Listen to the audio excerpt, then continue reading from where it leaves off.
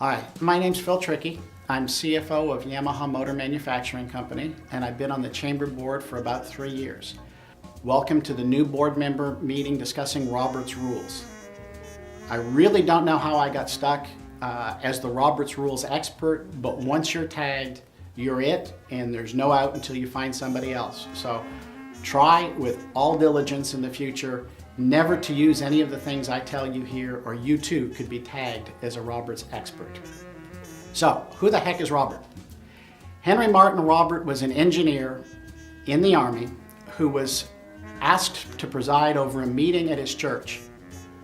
He had no idea how it should run, and we got in there, it went nuts, went crazy, it seemed to be totally out of control. So in order to bring order out of the chaos, he decided to write a book called Robert's Rules of Orders. And honestly, meetings have never quite been the same since. I'm going to cover some of the basics. There are many books and materials on Robert's Rules, but most chambers and not-for-profits really only use very fundamental basics. The first, which is used primarily to speed meetings along, is called a consent agenda. The consent agenda is typically sent out a week or so in advance of the meetings.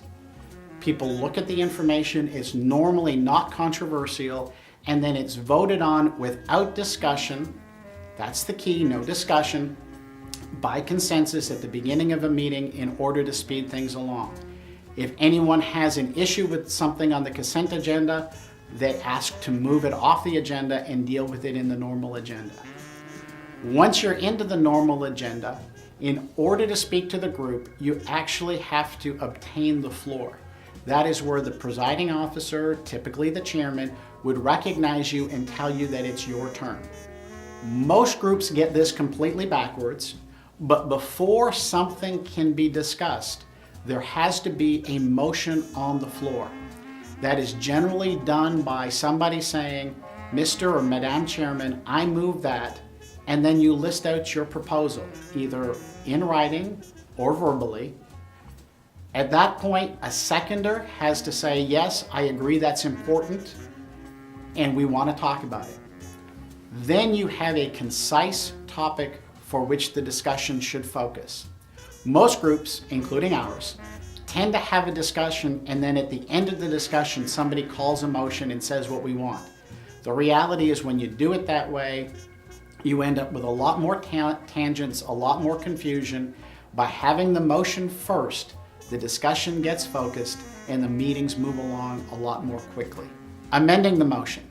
This is a technique that once a motion is being discussed, if there is something that needs to be changed or clarified, somebody will propose an amendment that changes the initial motion to reflect that amendment. Once there's been an amendment, the discussion should focus on the amendment itself until a vote is taken on whether the amendment is either agreed to or not agreed to. Honestly, from a practical point of view, often amendment is a cleanup of wordings just to make something more understandable, and it is very common for the originator of the motion just to accept the wording change and not have the need for formal discussion around an amendment. A real amendment is when you're changing the meaning of the original motion to try to take the group in a different direction. We're going to skip along to number 11. The others are very technical, and you can read about them if you want to be an expert in stuck making next year's video. Once the debate's gone on long enough, any member can call for the question.